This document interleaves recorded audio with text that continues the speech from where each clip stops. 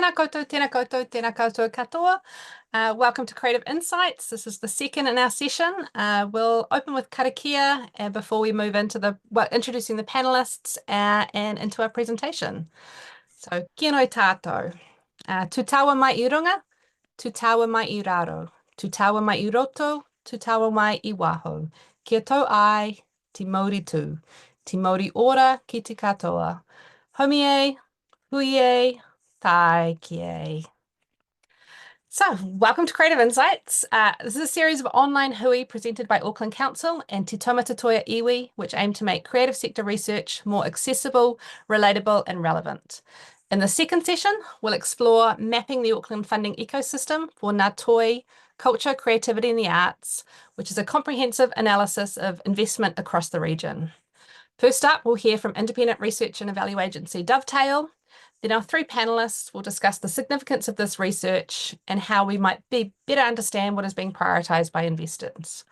We'll end the session with a Q&A. For this, we ask that you submit your questions or comments in the chat. We also note that whilst the webinar is being recorded today, it will be presented on the Te Taumata Toi-a-Iwi website next week, and we ask that you turn off any virtual AI. We have permission from the speakers to present, but we don't have permission from all of people in the room to be recorded. So we hope that you would abide by that. And also just noting that the Q&A itself won't be shared. We'll keep the recording going just so we can take any notes after the hui, but this won't be shared or public. So feel free to ask, be very open and ask any questions that you might like to hear the answers to. Before we kick off, please use the chat to introduce yourself so our panelists can understand who's here and who's in the room today. And I will kick off by saying I'm Kylie Steele. I am here on behalf of Te Taumata Toi-a-Iwi today hosting this webinar. I'd like to pass over to invite our speakers to introduce themselves. Let's go alphabetical for this one. Adrian. Ngā mihi nui, kia ora koutou, ko Adrian Field tōku ingoa. Kei Dovetail ahau e mahi ana. I'm Adrian Field from Dovetail, the research company presenting today. Thank you. Oh, and Amanda. Ka tūtahi tātou ki te kuhi I te mātauranga hei oranga wairua hei kia tūtangata ai tātou. Tēnā koutou katoa. Me mihi atu ki a rātou mā te hunga whetū rangatia, nō reira, inga mate, haere koutou, haere koutou, haere koutou rā. Kia tātou te kanohi ora, tēnā rā katoa. Ka tautoko ahau I ngā kōrero a Kylie, tēnā koe. Ko waio, he uri ahau Ngāti Tūwhareto o Ngāti Whakaui Tūhaurangi Tainui.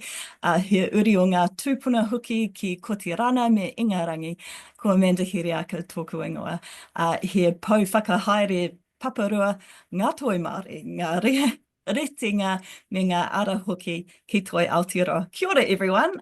Just wanted to acknowledge us all here today, as well as those who have passed. Thank you, Kylie, for your introduction. My name's Amanda Hiriaka, and I am the co-manager of the Practice and Pathways team at Creative New Zealand. Kia ora. And Emily Fabling. Yeah, I wondered which order you were going to do the Emily's in, Kylie. So kia ora koutou katoa. My name is Emily Fabling. I am Pōmataho o Te Aka, Deputy Secretary Policy, Performance and Insights at Manatū Taonga Ministry for Culture and Heritage. That means that I have a team working on arts and culture and heritage policy, alongside a team working on media and screen policy, and a small little insights team and a Crown performance monitoring team. So small but perfectly formed, and really happy to be hearing the outcomes of Adrian's research today, and hopefully be able to contribute a few thoughts later on in our time together. Thanks very much for having me. Ngā mihi nui, tēnā koutou katoa. Ko Emily Trent tako ingoa. I'm the head of arts and culture at Auckland Council, and it's wonderful to be here with you today to talk about the research and have a chat at the end in the Q&A. Just like to acknowledge and thank Kylie and my fellow panelists as well. So within my remit within Auckland Council and the Arts and Culture Unit, I have three main teams. The public art team, which is responsible for the commissioning and maintenance of 400 public artworks across our region. The Creative Partnerships team, which supports regional arts partners and pioneers innovative project work, and also our creative programming team, which is responsible for creative programming and activations across the region, often with arts partners like Auckland Pride Festival, which we are in the midst of at the moment. And we collaborate with many arts partners across the region, as well as other co-investors on the call today, to support our creative ecosystem. Thank you. Thank you all. And just before we kick off, thanks to our panelists for making the time and for sharing with us today. It's very much appreciated. So we're going to start by looking at the research. So I'll hand over to you, Adrian, who's got a presentation. We will share the slides with you after the hui as well. So there's no need. You'll have all the information, hopefully, that you need afterwards. So over to you, Adrian. Awesome, thank you. Kia ora anō. I hope you'll forgive me for reading from notes for this. There are a lot of numbers, a lot of graphs, a lot of figures, and it's quite hard to navigate. So I have prepared some speaking notes for this one. Today I'm going to present on investment in the arts in Tamaki Makaurau, drawing on data from key regional funders. We'll be looking at investment data for the 2022-23 financial year in particular, and some trends leading up to that year. We'll also look at how funding is distributed, not just through funding streams, but also by identified outcome areas. And at the end of the discussion today, we'll put up a link to the report that's on the Te Taumata Toi-a-Iwi website, where you can view this in more detail. And I would recommend checking the report, because I'll be packing a lot into the next 15 minutes. But now I will just share the slides up on screen as well. Okay, cool. Hopefully people can see that. Cool, I can see a thumbs up, thank you. All right. Okay, so this is a program of work that we've been part of for the last 3 or 4 years. Data has been collected and supplied to us by these 5 investor organisations that you can see here. Auckland Council, Tātaki Auckland Unlimited, Foundation North, Creative New Zealand, and Ministry for Culture and Heritage, Manatū Taonga. And I do want to acknowledge the efforts that all parties went to in bringing this data together. Each funder assembled the amount funded through key funding streams, as well as funding through the high-level outcomes that were sought from creative sector investments in the region where this is available. This work was commissioned by these organisations to us through the Arts Investors Forum, which included Te Taumata Toi-a-Iwi, who are hosting the webinar today. And I'd just also really like to acknowledge my colleague Aaron Schiff, who analysed the data and presented the visualisations that I'll be running through. Just a methodological note, I guess. The funding analysis covers the 2019-20 to 2022-23 years for most funders, which overall was a fairly stable period apart from some variation with short-term COVID-related sector investments. The 2022-23 year was the first year of the current Auckland Council, which began a process of scrutiny over its investments across its funding streams across all of Council. So from 2023-24, so the year after we're looking at here, there was some reduction in funding through Tātaki Auckland Unlimited, but not in the wider Council organisation, but those won't be visible in this presentation. It was also the last year of the previous government, and the new government began a process of reduced public sector investment from early 2024 onwards across most portfolios, not just the arts. So future years may well look quite different to this, so just to know that. Okay, so here's a brief overview.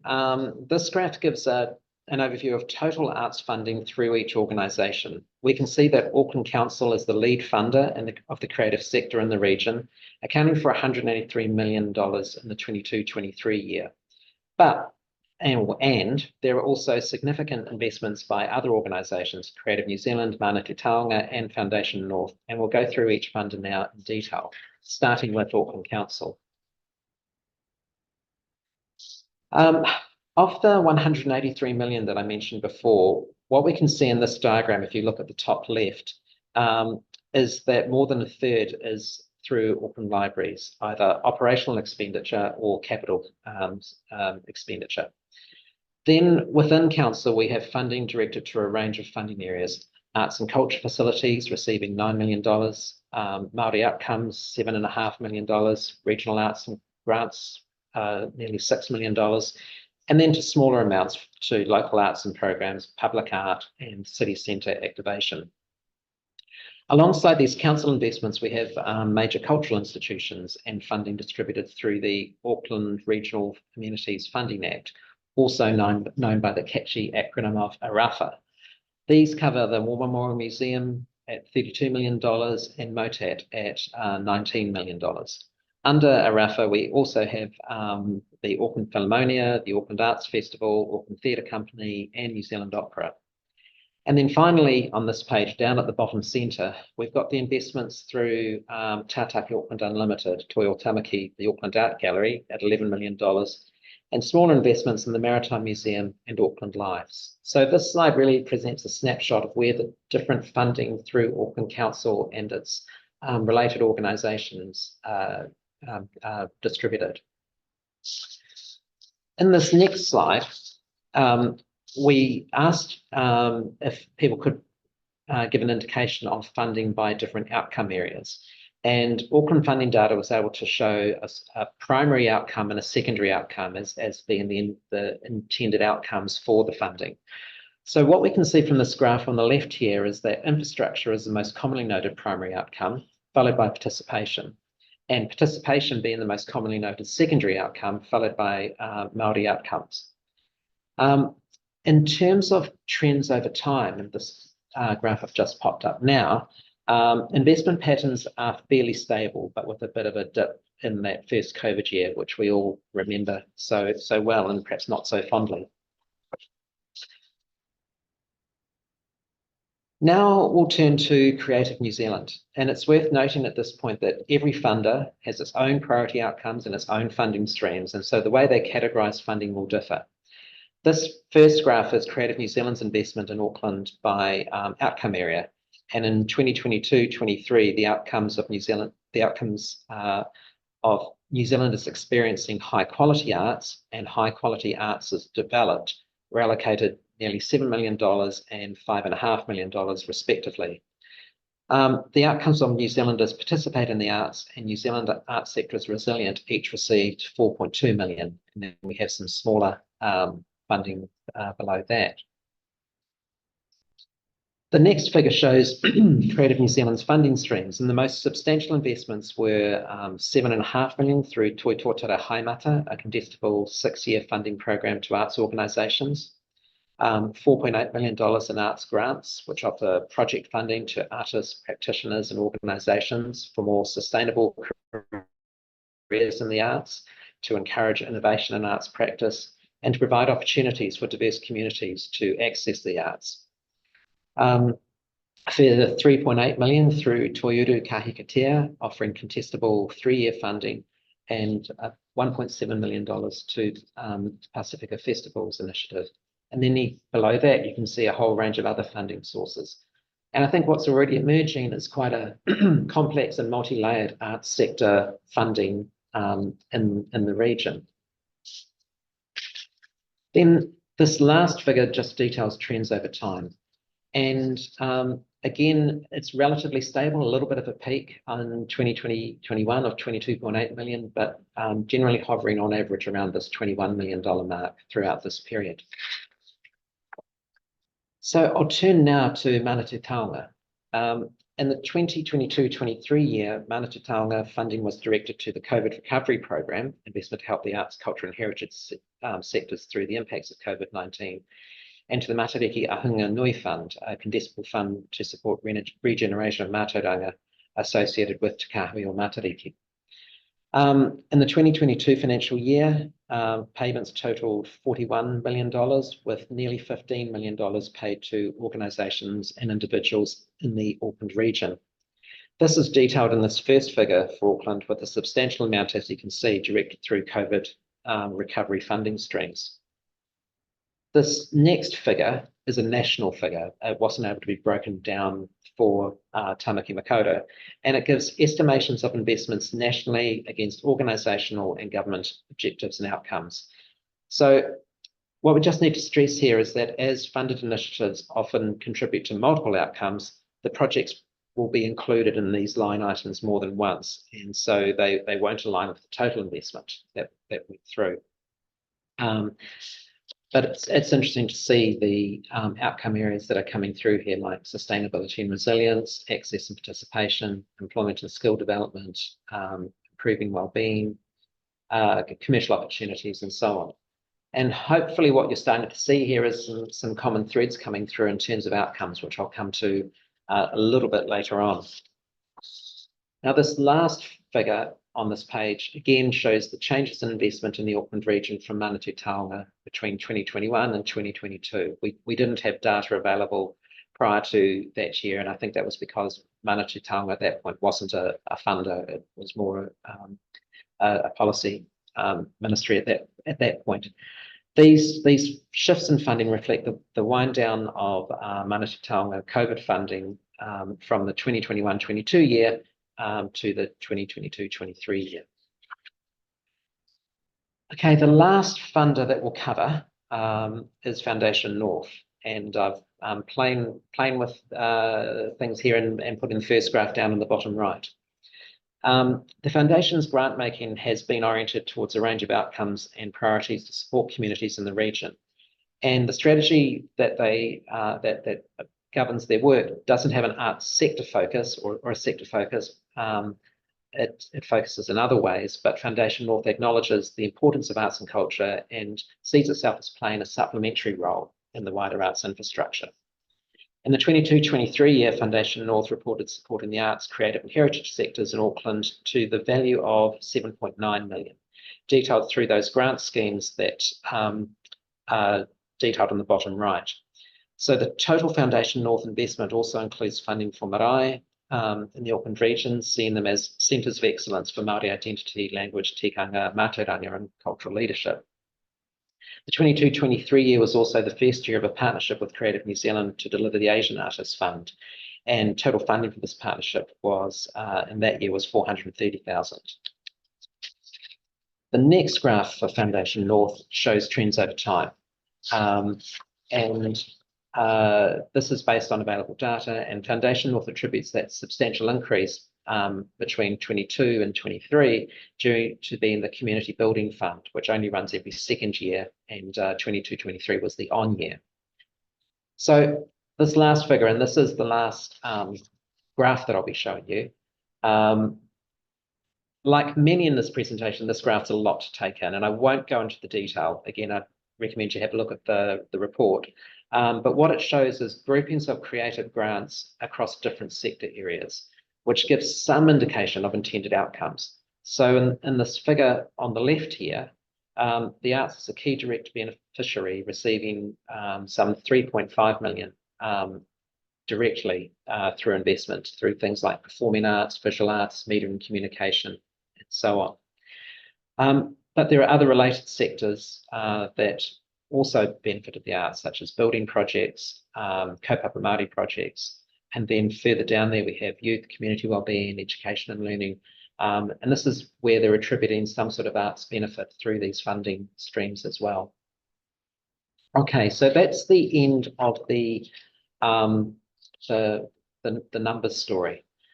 What we also did from looking at the investment data was analysis of the outcomes coming through. And there are a range of common themes that are evident, which we've summarised in this diagram.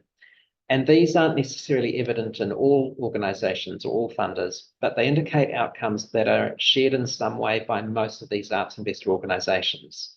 And you can see I've listed them here: equity and social inclusion, safeguarding Mātauranga Māori and enhancing Māori cultural heritage, building sustainability and resilience, community creative development, creative economy, capacity building, capability development, strategic support and development, and collaboration and knowledge sharing.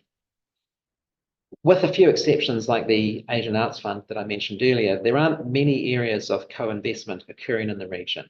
But these shared outcomes suggest there is certainly potential for a platform of co-investment for alternative funding models to leverage the strengths and interests of investor forum organisations. So that's really the end of my presentation. I'm sure Kylie will draw attention to this, but I just want to finish by noting that in the next session, a few weeks' time, Cap Dornier will show how individual arts organisations are working to bring those individual funding streams together themselves to sustain their own mahi. But that's it from me for now. Ngā mihi nui, thank you for your time. Thank you, Adrian. I mean, I think what you mentioned there about, the complexity and the multi-layered funding within the region, it's great to see that sort of presented in a data format, so we can begin to sort of understand how it all works and how it might all work together. So thank you. As we go along, if anything's popped up, just put your question in the chat and we'll pick it up at the end. But we're going to move to a bit of a discussion on the data now with our panelists. Emily Trent, we'll start off with you. Why have Auckland Council invested in this research, and how does it inform decision-making within the council environment? Great, thank you, Kylie, and thank you, Adrian, for that great presentation. So there are a number of reasons we've invested in the research, and I think that the first to really point to that we've heard noted at the end of the presentation in particular is around the value of the research in driving alignment around shared outcomes and making visible those spaces where the intersection of outcomes happens. So it's a platform really to begin an open conversation with various investors around tamaki makaurau to consider opportunities for collaborative co-investment. You'll also have seen Auckland Council is the biggest investor of arts and culture within Auckland, and there's a very complex picture that kind of underpins the Auckland Council bit, where we have many diverse aspects of investment within the council fauna itself. So I think another value of the research really is making visible all those different streams of investment, even within the Auckland Council family, so we can understand which plays we're making and how they all intersect with one another. And the end goal of this really is to help drive strategic thinking, help inform where gaps and opportunities may be, which then allow us to identify places where we can invest to drive impact. And we have examples of that, which we may be able to speak to later, but it's through thinking like this, through research like this, where we've been able to pilot new models of investment, for example, that this research has made visible. I think something else to probably note as well is something unique about the research is that it's longitudinal, and I think that's a really important factor as well. So it allows us to track changes over time, see what ends and drive insights, see what's changing to help us kind of bring that strategy to life and make sure that we're hitting the key points in our operational decision making. Also, stewardship and transparency is very important. So knowing where our money is going, where the public money is going, and being able to show how it's supporting the outcomes that we're looking to achieve is a really key part of being a public steward and aspect of prudent financial management of public resources. So that's another reason we invest in this research to help support that aim. So I think those are a couple of key parts, but perhaps just a piece to tie it all together is this is about visibility, and I think as we've seen in the last couple of years in particular, it's really important to be able to tell our story, to show to talk about where we're showing up and how our investment drives many different outcomes together. And once something is visible, it's harder to lose. So storytelling and demonstrating that impact are very critical in this environment of resource constraint. And the way in which we can do that really effectively is through data-driven insights. So this is a real platform to help promote that.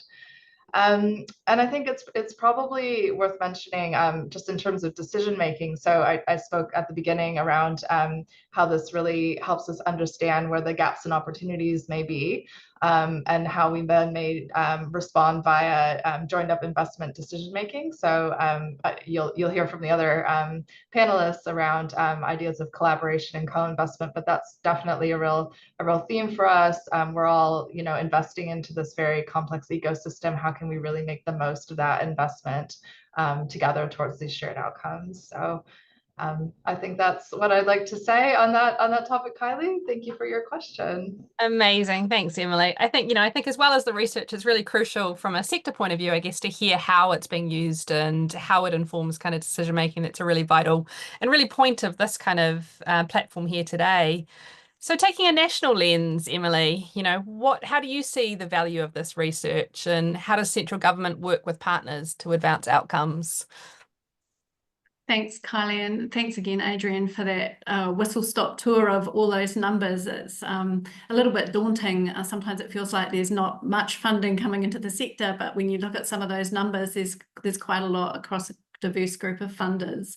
And I'll just re-emphasise the point that Adrian made around Manatū Taonga's funding position. This comes from 2022-23. If you'll remember, that was the year that Omicron and Delta were words that we were chucking around. The research, shows the importance of understanding the numbers and where those numbers are going and what impact they're having. From a national perspective, the more research like this, the better. Knowledge is power, and we're able to talk to power informed with really good information and statistics. And the number one focus, I guess, for us at the moment, given that there is, as Emily T mentioned, funding is scarce and decision makers are having to make choices, is to ask ourselves the impact, the outcomes question. Is it making a difference? But not only is it making a difference, because we're all here to make a difference, but is it making the best difference that it can make?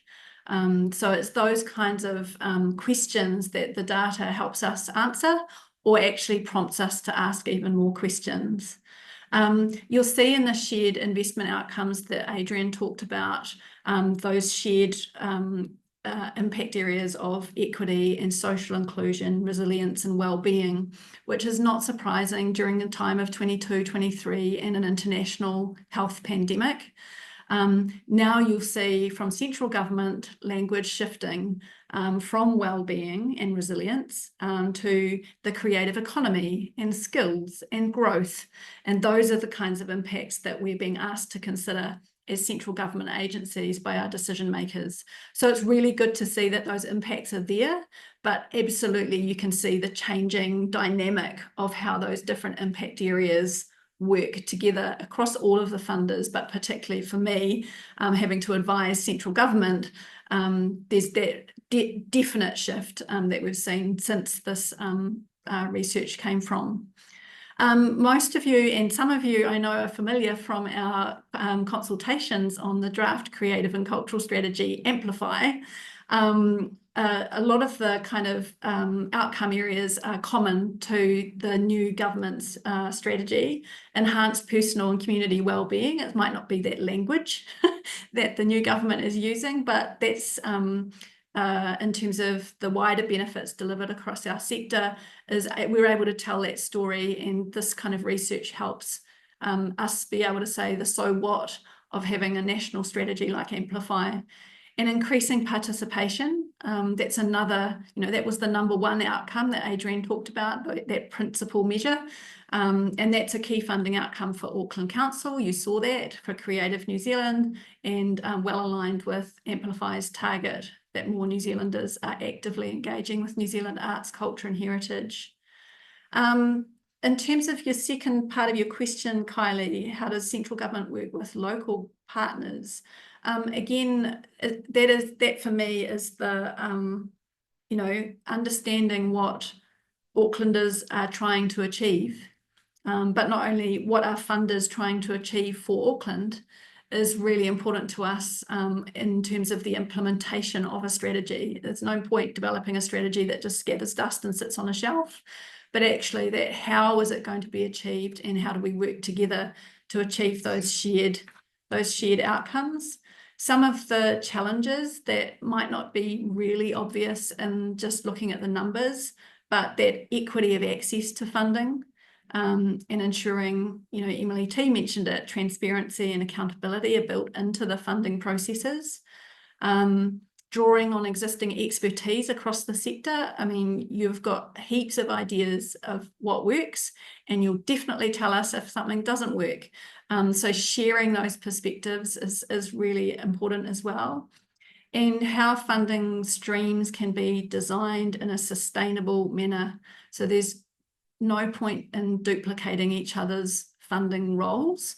If you're achieving a really great impact, the best impact through one stream, then it's almost like get out of the way and let the magic happen.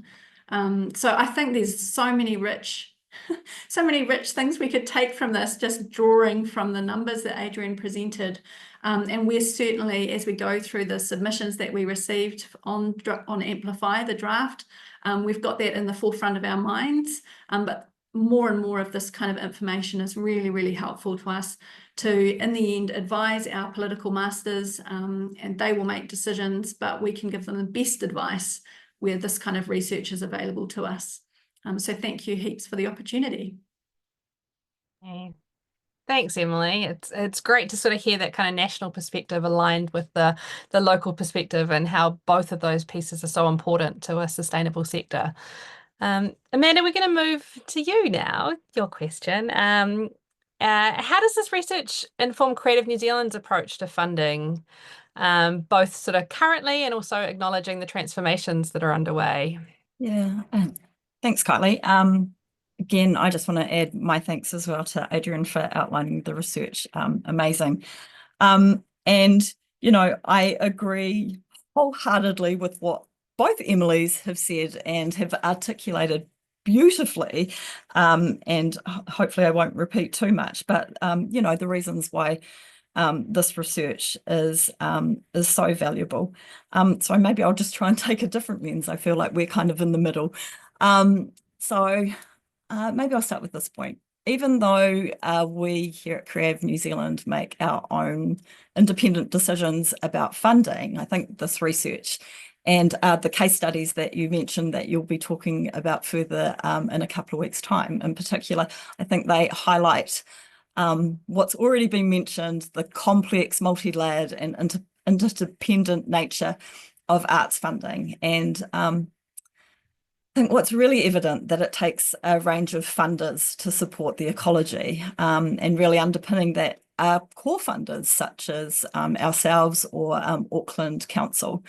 And although we all here on this panel support the arts and ultimately really similar outcomes for either the citizens and ratepayers of Auckland, or in our case, and Manatū Tongas across all of New Zealand and New Zealanders, the way in which we do that, you know, we all have slightly different foci, but they are very much interrelated. And what I can see in this report, and I think about the infrastructure that both the council and Foundation North supports, whereas here at Creative New Zealand, we're able to support the creation and the presentation of work or arts activities within that infrastructure, say whether it's performing arts venues or marae or galleries. And you really can't have one without the other. Well, maybe you could, but it would be very, very difficult. So I guess we as funders are also reliant on others to support the sector to thrive in areas that we don't directly support. But obviously we acknowledge that vital and important and integral, but possibly tangential to our remit or our, I guess, our mandate. Obviously, we're a national funder as well. And even though this research is focused on tamaki makaurau, it really aligns with the feedback that we've heard nationally. And as you mentioned, as we started on this journey that we're in, changing our approach and the way in which we look to fund the arts. And even though we do directly support outcomes for Auckland, this research shows that there is a national benefit as well. So again, how everything is related in this complex system. But I guess if I was to circle back and answer the question succinctly, sometimes very difficult for me to do, then I think this research is just, one of the many data points that we use to understand better our role and the role of others in support of the arts sector. And then how do we do our best in this environment, whether it's through co-investment or something else to best operate within the environment. Very succinct. Thanks, Amanda.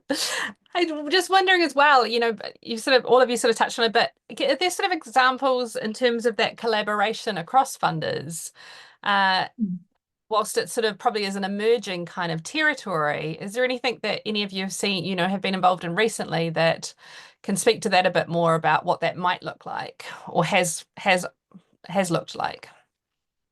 There's a couple of examples. Well, an example in the research, the co-investment with Foundation North and the Asia, the Fund for Asian Artists, which I think is a great example of co-investment and actually links in quite well with, I guess, our third step in this redesign of how we do and operate as funders and an arts development agency. And the third part that we're moving towards is autonomy and empowering communities to have a greater role in decision making in regards to their arts development. So yeah, I think it's really important that we find ways that we can support this sovereign decision making. And research like this is important to understand, all these unique communities and their needs. Thanks. Emily, yeah.